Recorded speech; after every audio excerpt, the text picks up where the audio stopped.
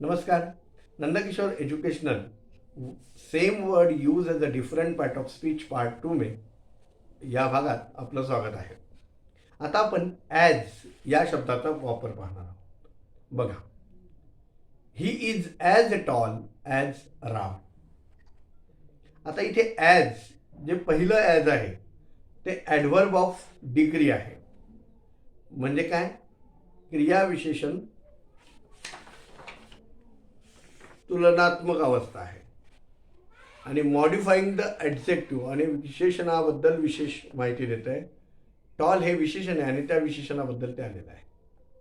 आता याच वाक्यामध्ये जे दुसरं ॲज आलेलं आहे ते सबऑर्डिनेटिंग कंजंक्शन आहे आणि joining two sentences he is as tall and दुसरं सेंटेन्स कोणतं दाखवलं त्याने? Rama is tall. लक्षात आलं का?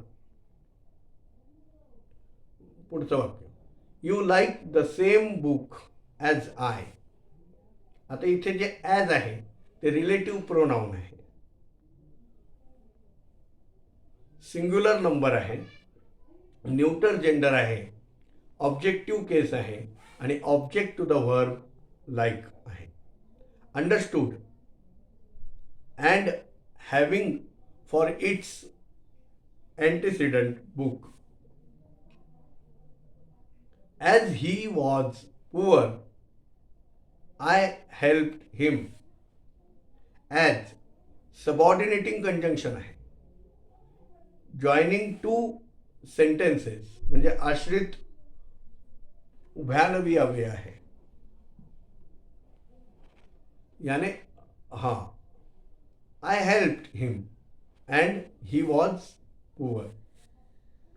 पुढचं वाक्य, पुढचा शब्दाचा प्रयोग पाहणार आहोत आपण. Before. Have you ever seen me before. Before क्रियाविशेषण म्हणजे वेळदर्शक क्रियाविशेषण आहे. Adverb of time modifying the verb have seen. Stand before me. Before या वाक्यामध्ये preposition governing the pronoun me. He had gone before you came.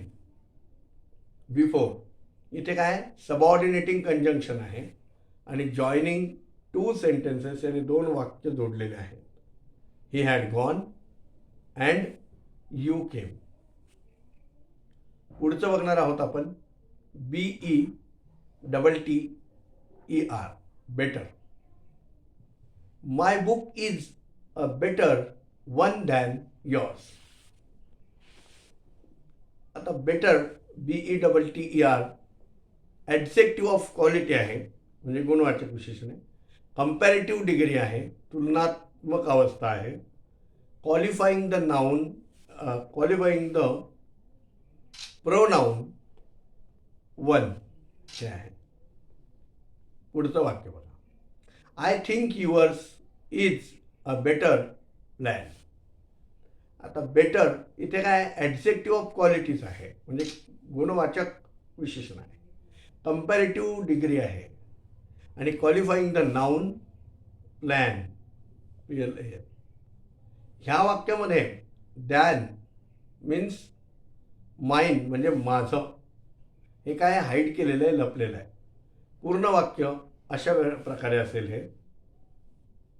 I think yours is a better plan than mine. असं हे पूर्ण वाक्य. अशा वाक्याचं passing जरा काळजीपूर्वक करायला हवं. पुढचं वाक्य, I know better than you. Better इथे काय आहे? ॲडव्हर्ब ऑफ मॅनर आहे आणि कंपॅरेटिव्ह डिग्री आहे म्हणजे तुला अवस्था आहे. Modifying the verb no KNOW ला मॉडिफाय केलं. पुढचं वाक्य बघा.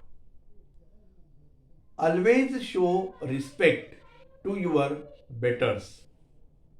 बेटर्स adjective used as a noun, plural number, common gender, objective case governed by the preposition to.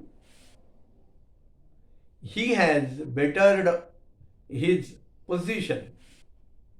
आता has bettered ट्रान्झिटिव्ह वर्ब आहे, नंतर ॲक्टिव्ह व्हॉइस आहे. मागे मी सांगितलं तर स्ट्रॉंग सशक्त आणि अशक्त क्रियापद आहे, यापैकी ते वीक वर्ब आहे, अशक्त क्रियापद आहे. इंडिकेटिव्ह मोड आहे, प्रेझेंट परफेक्ट टेन्स आहे, agreeing with its subject he in number person and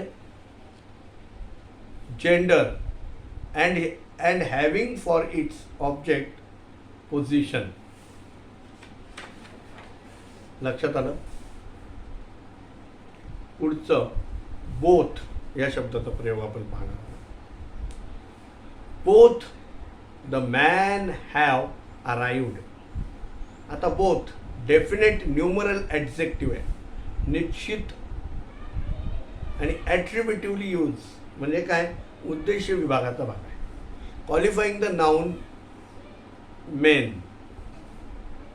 adjective of number लाच आपण न्यूमरल ॲडजेक्टिव्ह सुद्धा म्हणतो. पुढे he is both a fool and a knave. KNAVE knave. आता बोथ कोऑर्डिनेटिंग कंजंक्शन आहे, joining two words a fool and knave. लक्षात आलं. पुढे बट. आता बटचा वापर आपण पाहणार आहोत. It is but right to admit your faults. आता बट इथे काय आहे तर क्रियाविशेषण म्हणजे ॲडव्हर्ब ऑफ डिग्री आहे, मॉडिफाईंग द ॲडजेक्टिव्ह राईट. अशा प्रकारे बट, फक्त बट म्हणजे केवळ. पुढे none but you can go. But preposition आहे, गव्हर्निंग द प्रोनाउन यू. आता इथे पण एक आहे की अशा प्रयोगामध्ये बट फक्त च्या शिवाय अतिरिक्त म्हणजे त्याला सोडून पुढचं he worked but failed. But इथे कोऑर्डिनेटिंग कंजंक्शन आहे आणि joining two sentences, he worked and he failed. There is no one but likes him. आता इथे बट आहे, हे रिलेटिव्ह प्रोनाउन आहे, सिंग्युलर नंबर आहे, कॉमन जेंडर आहे, नॉमिनेटिव्ह केस आहे, subject to the verb likes आहे आणि agreeing in number, person and gender with its antecedent no one. अशा वाक्यामध्ये but likes him is equal to who does not like him असा त्याचा अर्थ होतो. लक्षात आलं. एक आपण फक्त पाहणार आहोत, either pen is good enough. आता आयदर हे डिस्ट्रीब्युटिव्ह ॲडजेक्टिव्ह आहे, क्वालिफाईंग द नाउन पेन. आणि आस्क आयदर, दुसरं वाक्य, आस्क आयदर ऑफ देम. आता इथे आयदर डिस्ट्रीब्युटिव्ह प्रोनाउन आहे, सिंग्युलर नंबर आहे, कॉमन जेंडर आहे, ऑब्जेक्टिव्ह केस आहे, object to the verb ask. You must either sleep or read. तिसरं वाक्य आहे ते आयदर कोऑर्डिनेटिंग कंजंक्शन आहे, कोरिलेटिव्ह विथ ऑर,